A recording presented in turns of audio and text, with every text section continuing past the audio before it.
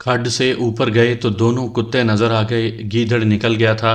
कुत्ते बेताबी से इधर उधर देख रहे थे।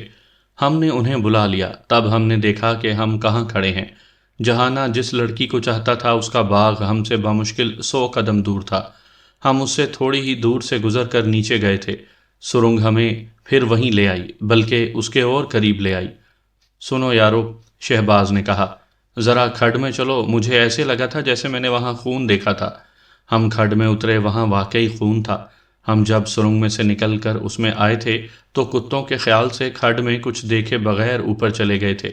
दोबारा नीचे उतरे तो वहाँ खून देखा। ज़्यादा नहीं था, खून का छिड़काव सा था, और ये खून ताज़ा था।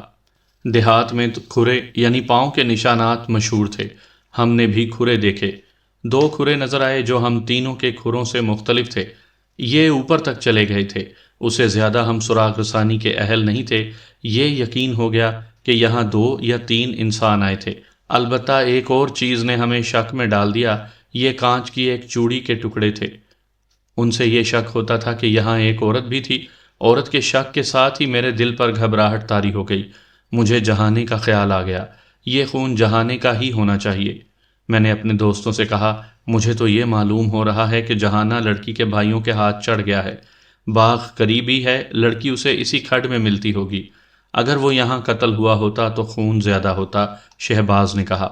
ये किसी जानवर का खून है, लेकिन ये पता नहीं चल रहा कि खून इस तरह अलग अलग जगहों पर क्यों बिखरा हुआ है। लड़ाई हुई होगी, अफजल ने कहा। जहाना लड़ाई में मार खाने वाला नहीं, ये लड़की के किसी भाई का या लड़की का खून है। जो कुछ भी हुआ ये खून किसी इंसान का था। खुरे और चूड़ी के टुकड़े बताते थे कि यहाँ 1, 2 या 3 आदमी आए थे, और उनमें एक औरत भी थी।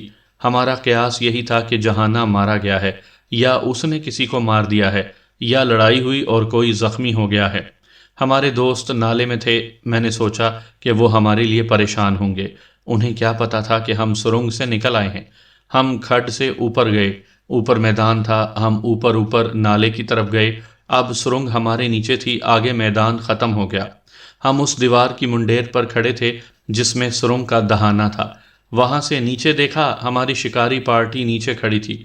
2 लड़के खो में मुंह दिए हम तीनों के नाम ले लेकर पुकार रहे थे। हमने उन्हें ऊपर से आवाज़ दी। हमें जिंदा सलामत देखकर उन्होंने खुशी से नारे लगाए। थोड़ा परे ऊपर आने का रास्ता था। वो सब ऊपर आ गए। उनके पहुंचने से पहले हम तीनों ने ये प्रोग्राम बनाया कि पानी पीने के बहाने बाग में चलते हैं। अगर जहाने के साथ कोई गड़बड़ हुई है तो बाग के माली से मालूम हो जाएगा। हमारी सारी पार्टी आ गई तो हम बाग में चले गए। 2 लड़कों ने रहट घुमाया और सब ने पानी पिया। मैंने इधर उधर देखा। बाग में खामोशी थी। माली रहट की आवाज़ पर आ गया। उससे हम ये तो पूछ ही नहीं सकते थे कि उसके मालिकों की बेटी यहाँ आई थी या नहीं। जहाने के मुतल्लिक भी उससे नहीं पूछा जा सकता था, लेकिन पूछने की ज़रूरत ही महसूस ना हुई। माली यानी मिजारे ने हमें एक खबर सुनाई। ओए लड़को, उसने दोनों हाथ जोड़कर आसमान की तरफ देखकर उस लड़की का नाम लिया और कहा, उसे सांप ने डस लिया है, लेकिन क्या लड़की है, क्या उसका हौसला और क्या दिमाग है। सांप ने उसे टखने के करीब काटा।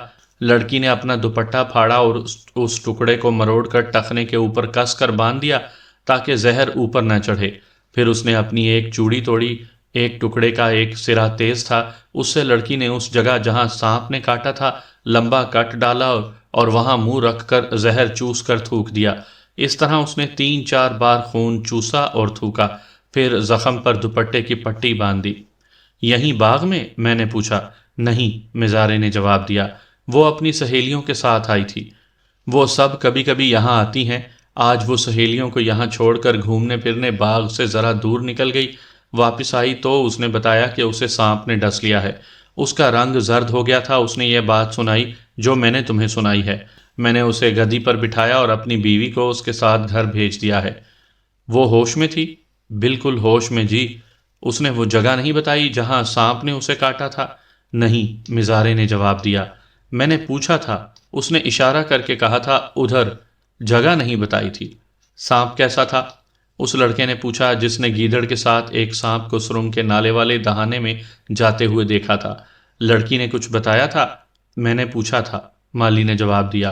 पूछा इसलिए था कि सांप छोटा, काले रंग और सफ़ेद कोडियों यानी बेजवी धब्बों वाला हुआ تو لڑکی کا بچنا مشکل ہوگا، لیکن اس نے بتایا کہ سانپ گز بھر لمبا اور گہرے مٹیالے رنگ کا تھا۔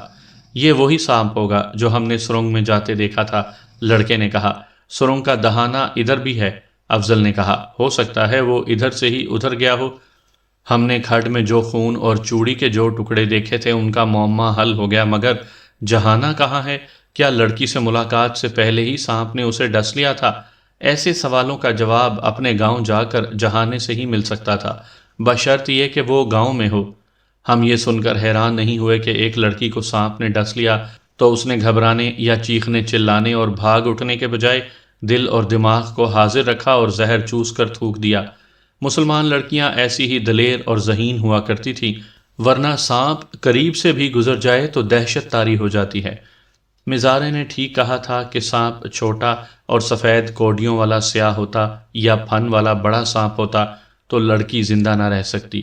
مٹیالے رنگ کا سانپ بھی زہریلا ہوتا ہے، لیکن اس کا زہر اتنی تیزی سے اثر نہیں کرتا۔ اگر فوری طور پر علاج نہ کیا جائے تو موت یقینی ہوتی ہے۔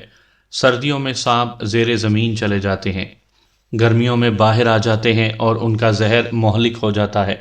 مئی کی گرمی شروع ہو چکی تھی، اس لیے سانپ اور بچھو بھی نکل آئے تھے۔ یہ یقین ہو گیا کہ کوئی اور گڑبڑ نہیں ہوئی اور جہانہ قتل نہیں ہوا۔ ہم اپنے گاؤں آ گئے۔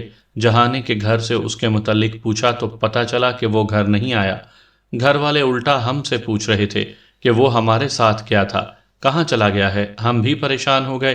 وہ شام کو آ گیا، بالکل خیریت سے تھا۔ میں نے اسے یہ بتائے بغیر کہ لڑکی کو سانپ نے ڈس لیا ہے اس سے پوچھا کہ وہ کہاں چلا گیا تھا۔ اس نے بتایا کہ جب ہمارے کتے سہوں کو گھیرے میں لیے ہوئے تھے تو وہ چپکے سے کھسک گیا تھا۔ لڑکی کا باغ قریب ہی تھا، اسے لڑکی وہاں نظر نہ آئی۔ جہانہ اس کے گاؤں چلا گیا، لڑکی وہاں بھی نہیں تھی۔ تھوڑی دیر کے بعد لڑکی اپنے مزارے کی گدی پر سوار گاؤں میں آئی، اسے سانپ نے ڈس لیا تھا۔ جہانے نے ہمیں وہی کہانی سنائی جو مزارہ ہمیں سنا چکا تھا۔ اس نے یہ بھی بتایا کہ اسی وقت گھوڑے پر ایک آدمی دوڑا گیا اور ایک سنیاسی کو گھوڑے پر بٹھا کر لے آیا۔ اس زمانے میں سنیاسیوں کے پاس مجرب اور اکثیر جڑی بوٹیاں ہوا کرتی تھیں۔ سانپ کاٹے کا علاج تو وہ فوراً کر لیا کرتے تھے، بشرط یہ کہ وہ فوراً پہنچ جائیں۔ سنیاسی نے لڑکی کا زخم دیکھا، اس کی حالت دیکھی اور دوائیاں دے دیں۔ جہانے نے بتایا کہ شام تک لڑکی ٹھیک ٹھاک ہو چکی تھی۔ میں نے اسے بتایا کہ ہم نے ایک کھڈ میں خون اور ٹوٹی ہوئی چوڑی دیکھی جو اسی لڑکی کی ہوگی، اور یہ خون بھی اسی کا ہوگا۔ جہانے نے لا علمی کا اظہار کیا اور کہا، ہو سکتا ہے لڑکی میرے انتظار میں ہی کھڈ میں گئی ہو، لیکن میں اسے باغ میں دیکھنے چلا گیا، وہ نہیں تھی، اس لیے اس کے گاؤں چلا گیا۔ ہمارے لیے یہی خوشی کافی تھی کہ ماں باپ کا یہ خوبرو اور تنومند بیٹا زندہ ہے۔ دوسرے دن پتہ چلا کہ جہانہ گھر میں بیمار پڑا ہے۔ میں اور شہباز اسے دیکھنے گئے۔ اسے بخار نہیں تھا۔ اس نے بتایا کہ سر چکراتا اور دل ڈوبتا ہے اور جسم کے اندر سوئیاں سی چبھتی ہیں۔ ایک سیانے نے دوائی دی، گھر والوں نے اپنے نسخے آزمائے مگر اثر الٹا ہوا۔ رات کو اس کی حالت زیادہ خراب ہو گئی۔ عورتوں نے کہا کہ لڑکے کو نظر لگ گئی ہے، یعنی یہ نظر بد کا اثر ہے۔ کسی نے کہا کہ اس نے کسی درخت کے نیچے پیشاب کیا ہوگا جہاں جن رہتے ہیں، اور جنہیں شک تھا کہ دوسرے گاؤں کی لڑکی جہانے پر مرتی ہے۔ انہوں نے کہا کہ جہانے کو تعویذ دیے گئے ہیں، یعنی اس پر کالا جادو کیا گیا ہے۔ شک ہمیں بھی ایسا ہی ہوتا تھا۔ ہم بیمار اسے سمجھا کرتے تھے جسے بخار ہو۔ جہانے کو بخار نہیں تھا، وہ ایک رات کے اندر اندر جیسے گھل گیا تھا، رنگ پیلا پڑ گیا اور چہرے کی ہڈیاں نظر آنے لگی تھیں۔ اس کے ماں باپ عاملوں اور پیروں کی طرف اٹھ دوڑے۔ کسی نے کالا جادو کہا اور کسی نے شرشرار بتایا، تعویذ دیے، پیسے کھڑے کیے اور صحت یابی کی امید دلائی۔ ہمارے گاؤں کے امام مسجد نے کتاب نکالی اور بتایا کہ ایک زندہ روح لڑکے میں اتر آئی ہے۔ اس کے کہنے پر کالے بکرے کا صدقہ دیا گیا، مگر تمام تعویذ، ٹونے، صدقے اور ماں کی آہوزاری بیکار گئی۔ 3 دن گزر گئے اور جہانہ سوکھ کر ہڈیوں کا پنجر بن گیا۔ میرے والد صاحب مرحوم کے زور دینے پر اس کے ماں باپ اسے ہسپتال لے جانے پر راضی ہوئے، ورنہ عامل، پیر اور مولوی سخت خلاف تھے، کہتے تھے کہ انگریزی علاج شرک ہے، اس سے تعویذوں کی بے ادبی ہوگی۔ لیکن میں پیروں فقیروں کے معاملے میں لڑک پن سے ہی مشرک ہوں۔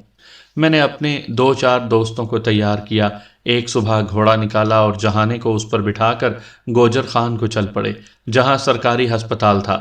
اس سے نزدیک اور کوئی ہسپتال یا ڈاکٹر نہیں تھا۔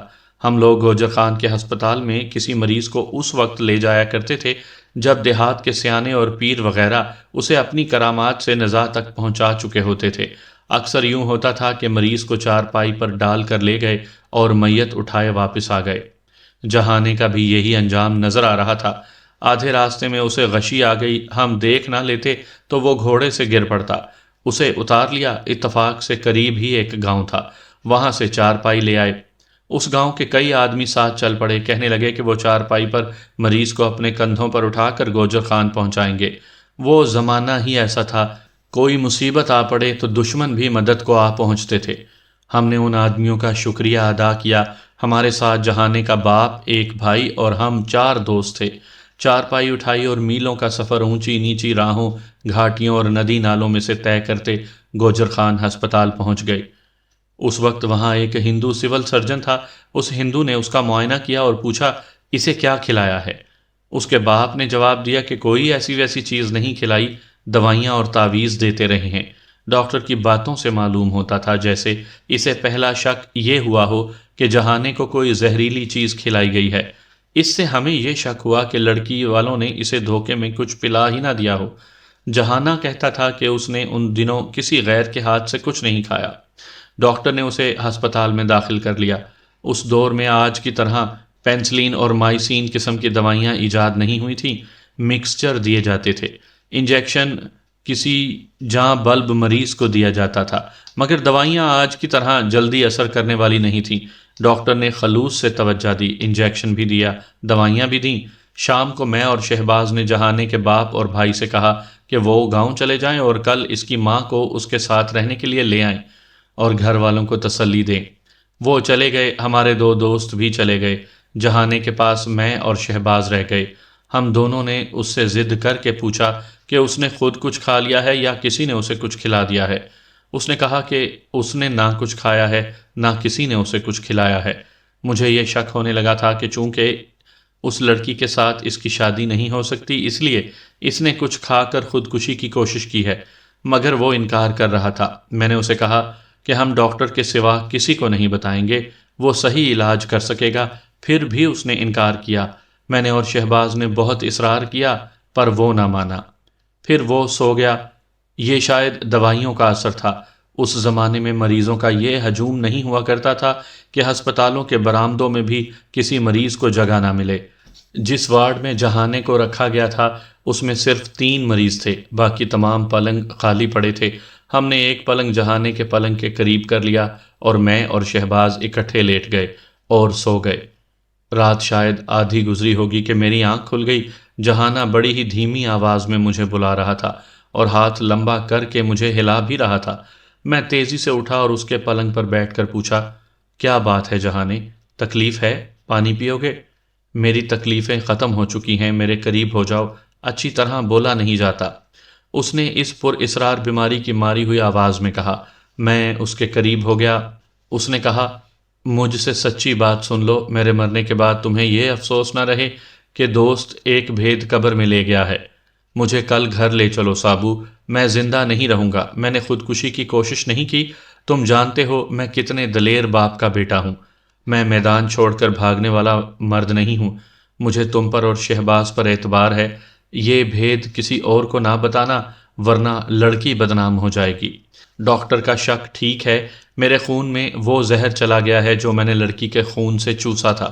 اسے سانپ نے اس وقت کاٹا تھا جب وہ میرے ساتھ تھی۔ میں الفاظ میں بیان نہیں کر سکتا کہ جہانے کے اس انکشاف نے میری جذباتی حالت کیا کر دی تھی۔ یوں معلوم ہوتا تھا جیسے وہ جھوٹ بول رہا ہو، مگر اس کی سچائی کا یہ ثبوت کافی تھا کہ وہ مر رہا تھا اور لڑکی بالکل ٹھیک تھی۔ کتے جب سہوں کو مارنے کی کوششوں میں تھے اور تم سب اس کے شکار میں مگن تھے، اس وقت میں وہاں سے چلا گیا تھا۔ اس نے کہا، تم نے 3 روز پہلے مجھے بتا دیا تھا کہ شکار پر جا رہے ہیں۔ میں نے لڑکی کو پیغام بھیج دیا تھا کہ میں فلاں دن آ رہا ہوں۔ اس نے جواب بھیجا کہ وہ سہیلیوں کے ساتھ باغ میں ہوگی اور مجھے دیکھ کر اسی جگہ کھڈ میں آ جائے گی۔